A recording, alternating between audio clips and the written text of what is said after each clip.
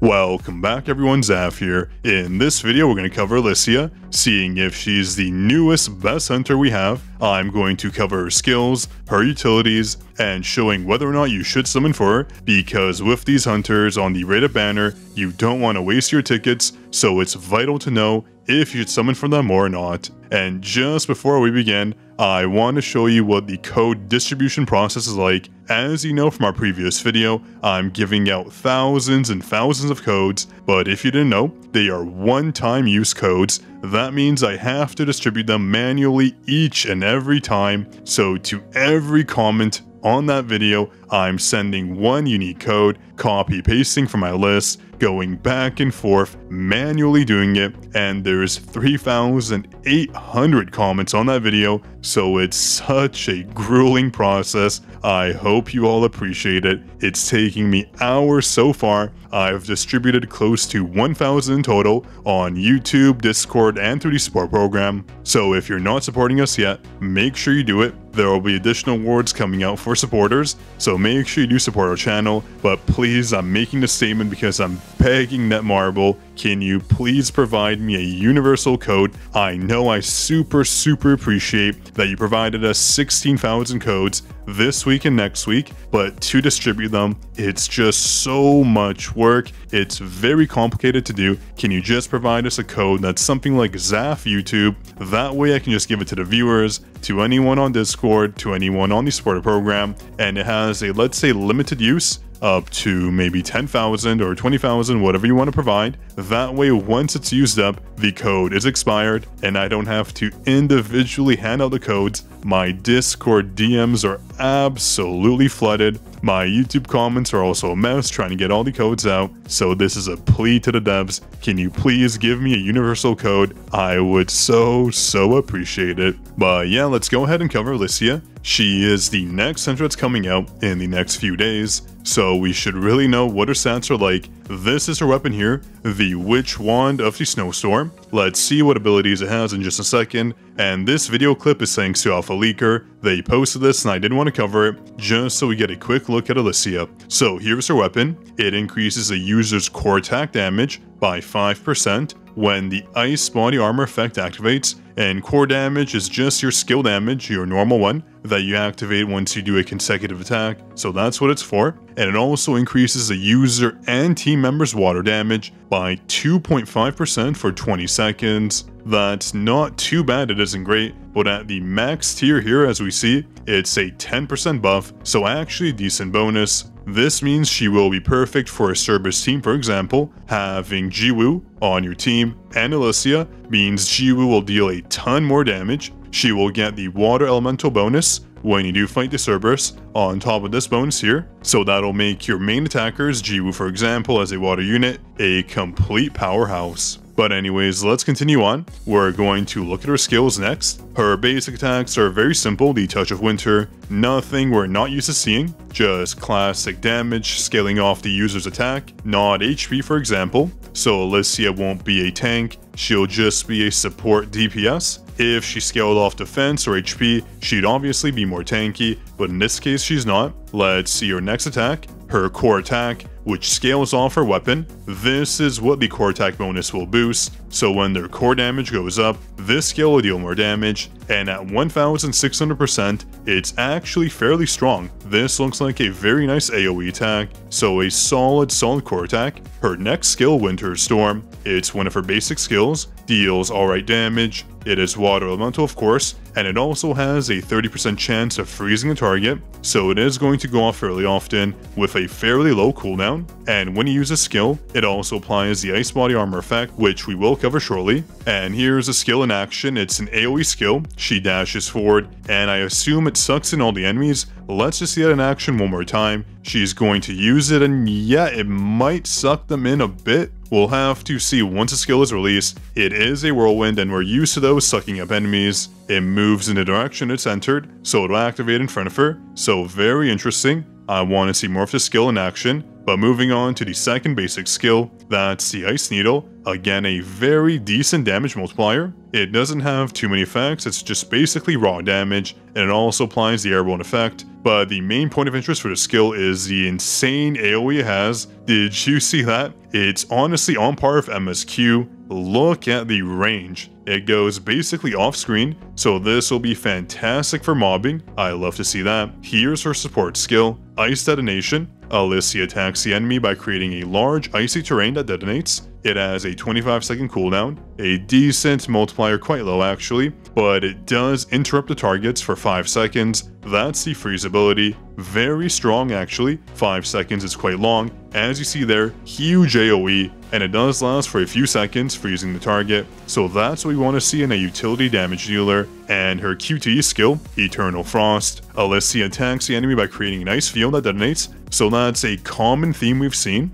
ALICIA provides lots of AoE, and she also provides freezes to the target. This is actually quite useful, especially for instances where you want to freeze a target in place. We don't have many freezers right now. We do have the Grimoire, but there's not many other hunters that do freeze. There is that one other water unit that does freeze sometimes, but not to this extent. ALICIA is obviously a cut above the rest, providing constant AoE and freezes through the airborne effects and the freeze. And here's her ultimate, it's time to freeze. Very, very nice. A lot of damage. It does also again provide the airborne effect, being a huge AoE skill. Let me just play it again. And it also freezes a target. So overall, ALICIA is a damage dealer AoE that has a lot of crowd control, that being in the form of airborne effects and freezes. So overall, I do like what I see. And as we noted before, she does apply the Frost effect, so it does change her core attack. The user's core attack changes to Bitter Cold Spear. When the user uses Bitter Cold Spear,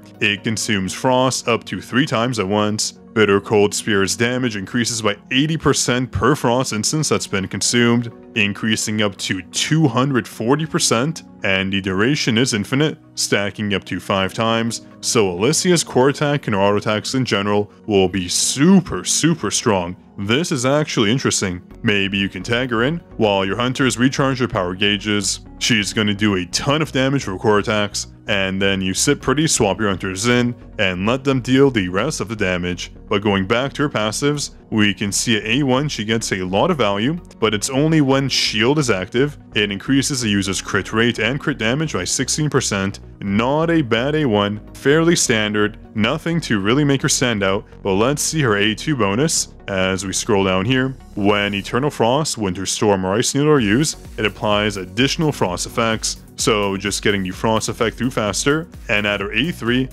that's where things get spicy. It increases damage dealt to frozen targets by 30%. That's actually very huge. So A3 seems to be one of the better points to get her at. A4 is just a standard damage buff to all members with the Water Elemental. So that is a 5% boost, not bad. But this is where things get interesting. When you get her to A5, this applies the Ice Body Armor effect to the entire team every 40 seconds. This effect remains active even when the user tags out, so basically a global buff. And the Ice Body Armor effect that was affected through this effect additionally increases water damage by 10%. So ALICIA is the #1 water support unit. If you want to clear units that are weak to water elemental, you need ALICIA on your team. This global damage boost she provides to water units and herself is vital, and I mean vital for damage dealing. Clearly, ALICIA is not a bad hunter. I would say she's the best or the second best water unit we've seen. She's going to deal damage, she's going to deal tons of AoE attacks, and she's also buffing all our hunters